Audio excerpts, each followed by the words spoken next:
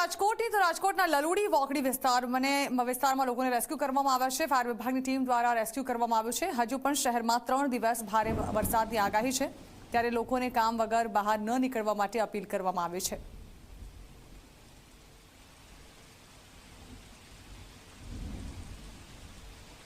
રાજકોટ શહેરમાં સતત ત્રીજા દિવસે અનરાધાર વરસાદ છે તે વરસી રહ્યો છે। સતત વરસાદ વરસવાને કારણે અનેક નીચાણવાળા જે વિસ્તારો છે કે તેની અંદર પાણી ભરાઈ જવાની સમસ્યાઓ છે તે સામે આવી છે। અત્યારે હું લલુડી વોકડી વિસ્તારની અંદર છું કે અહીં કમર જેટલા જે પાણી છે તે ભરાઈ ચૂક્યા છે ને તેને કારણે લોકોને પારાવાર મુશ્કેલીનો સામનો છે તે કરવાનો વારો આવ્યો છે। આજ સવારે આ વિસ્તારની અંદર પૂર જેવી પરિસ્થિતિનું નિર્માણ થયું હતું, કારણ કે આજી ડેમ ઓવરફ્લો થયો ને આજી નદી છે તે બે કાંઠે વહેવાને કારણે આ વિસ્તારની અંદર પાણી છે તે ઘૂસી ચૂક્યા હતા। આપને દ્રશ્યો બતાવવાના પ્રયાસ કરશે મારા કેમેરા પર્સન કે અહીં હજુ પણ કેટલાક લોકો છે તે વસવાટ કરે છે। મહાકાલ ચોક જે બોર્ડ લખેલો છે ત્યાં સુધી પાણી છે તે ભરાઈ ચૂક્યા હતા। સ્થાનિકોનું સ્પષ્ટ કહેવું છે કે સવારે 5 વાગ્યે અચાનક જ પાણી છે તે ઘૂસવાની શરૂઆત થઈ હતી ને ગણતરીની મિનિટોની અંદર જ આ વિસ્તાર આખો બેટની અંદર ફેરવાઈ ચૂક્યો હતો। જે રીતના ફાયર બ્રિગેડને જાણ થતાની સાથે જ ફાયર બ્રિગેડની ટીમો છે કે તે અહીં પહોંચી હતી અને અનેક લોકોનું રેસ્ક્યુ છે તે કરવામાં આવ્યું છે, પરંતુ હજુ પણ ઘણા લોકો એવા છે કે જે ઘરની અંદર વસવાટ કરી રહ્યા છે।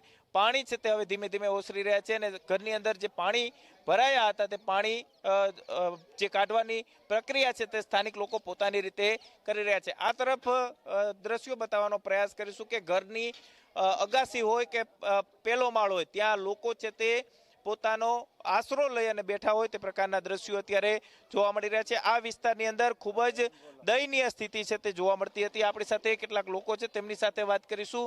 કેવો વરસાદ હતો, ક્યારથી પાણી ભરાવાની શરૂઆત થઈ? વરસાદ તો ફૂલ હતો, આખી રાત ચાલુ હતો વરસાદ, તો પાણી તો ભરાઈ ગયું આખા ઘરમાં જ। બરોબર, બધા ઉભા છે, બધા બહાર જ ઉભી નીકળી જાય ને બહાર આવે કાઢવા, છાપડા લગી પાણી આવી જાય અહીંયા। કેટલું પાણી હતું બતાવવાનો પ્રયાસ કરવામાં? અહીંયા મહાકાલ ચોક લખ્યું ને બારી ડૂબાઈ ગઈ મહાકાલ મંદિરની, અમારા મંદિરના પાણી અડી જાય છે। બરોબર, શું કહેશો તમે? કેટલું પાણી હતું, કઈ રીતના જીવ બચાવ્યો? જીવ બચાવ્યો એમ પાણી હતું એટલું ગળા સુધી નારા એટલે જ માંદા બધા। બરોબર, ઉપર એકબીજાને માળે રહ્યા છે, છતવાળા મકાના ત્યાં ઉભા રહ્યા। બીજું શું? તમે શેનો કામ ધંધો કરો? પાણીપુરીનું। પાણીપુરી વેચો। આ વિસ્તારમાં જે લોકો વસવાટ કરે છે કેવા પરિવાર છે?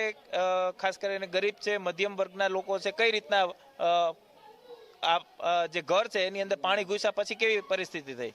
ઘરની અંદર ખાવા પીવાની વસ્તુઓ બચી છે કે નહીં? ખાવા પીવાની જાગી ગયા, ઉપડી ગયા ના કારણે ઉપડા ભરાઈ ગયા પાણી। બીજું શું? શું કહેશો આ વિસ્તારની અંદર કેવી પરિસ્થિતિ હતી? કઈ રીતના લોકો બચ્યા છે?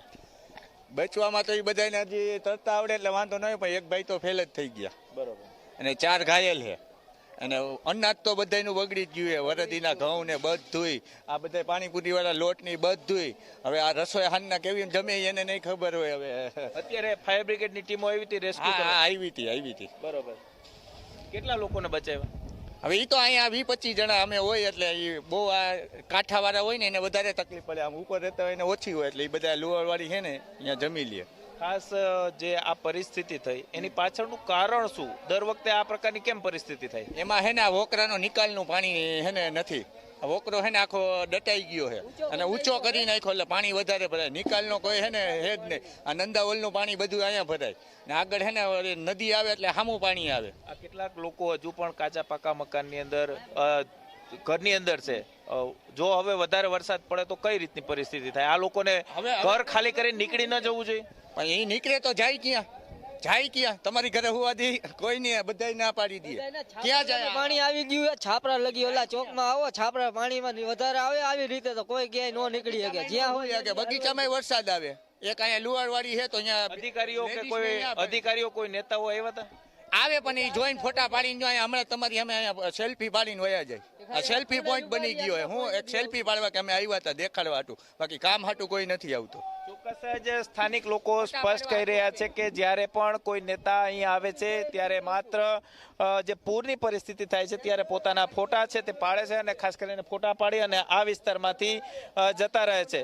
જે રીતના સ્થાનિક લોકોનું સ્પષ્ટ કહેવું છે કે ખૂબ જ દયનીય સ્થિતિ છે તે જોવા મળી રહી છે. આ તરફ ઘરના દ્રશ્યો છે તે બતાવવાનો પ્રયાસ કરીશું કે ઘરની અંદર પણ લોકોને ખૂબ જ મુશ્કેલી છે તે પડી રહી છે. ગાદલા ગોદડા ખાણીપીણીની જે તમામ વસ્તુઓ ફર્નિચરની જે વસ્તુઓ હતી તે તમામ વસ્તુઓ છે તે ક્યાંક આ પૂરની અંદર જે તણાઈ ચૂકી છે. એટલું જ નહીં, સાથે સાથે આજી નદીનો જે માટીનો જે કાપ હોય છે તે કાપ પણ ઘરની અંદર ઘૂસી ચૂક્યો છે. હવે ધીમે ધીમે પાણી ઓસરી રહ્યા છે. વરસાદે વિરામ લીધો છે, પરંતુ ક્યાંક આ વિસ્તારના જે સ્થાનિક લોકો છે તેઓ એકબીજાને મદદે આવ્યા હતા. ફાયર બ્રિગેડની જે ટીમો આવી હતી તેમણે અનેક લોકોનું રેસ્ક્યુ કર્યું હતું, પરંતુ હજુ પણ આ વિસ્તારની અંદર અનેક લોકો છે તે વસવાટ કરે છે. ઘરની ઉપર આપ છત ઉપર જુઓ અથવા તો જ્યાં પણ જુઓ ત્યાં લોકો ઘરની ઉપર અત્યારે પણ જોવા મળી રહ્યા છે. ખૂબ જ પરેશાની છે તે લોકોને હેરાન પરેશાન છે તે થઈ ચૂક્યા છે. સ્થાનિક લોકોનું સ્પષ્ટ કહેવું છે કે જે રીતના વહેલી સવારે પૂર આવ્યું હતું ને તેને કારણે અનેક લોકો ફસાઈ ચૂક્યા હતા. તેમાંથી એક વ્યક્તિ છે કે તેને પાણીની અંદર ડૂબી જવાથી બેભાન છે તે થઈ ચૂક્યો હતો અને એને 108 મારફતે સિવિલ હોસ્પિટલ ખાતે ખસેડવામાં આવ્યો છે, પરંતુ તેનું મોત છે તે નીપજ્યું હોવાની વિગતો છે તે સ્થાનિક લોકો આપી રહ્યા છે. પરંતુ તંત્ર દ્વારા હજુ સુધી કેઝ્યુલિટીનો જે આંકડો છે તે જાહેર કરવામાં નથી આવ્યો, એટલે કે ક્યાંક જે આ પ્રકારે લોકો ફસાયા હોય તેમના મોત થયા છે કે નહીં હવે આ પાણી ઉતર્યા બાદ સામે આવશે, પરંતુ લોકો ભારે મુસીબતોનો સામનો છે તે કરી રહ્યા છે. 12 કલાકની અંદર 12 ઇંચ કરતાં વધુ જે વરસાદ વરસ્યો તેને કારણે અનેક નીચાણવાળા વિસ્તારો છે કે ત્યાં આ પ્રકારે પૂર જેવી પરિસ્થિતિનું નિર્માણ થયું છે. કેમેરા પર્સન ઉદય પવાર સાથે ગૌરવ દવે, ઝી મીડિયા, રાજકોટ.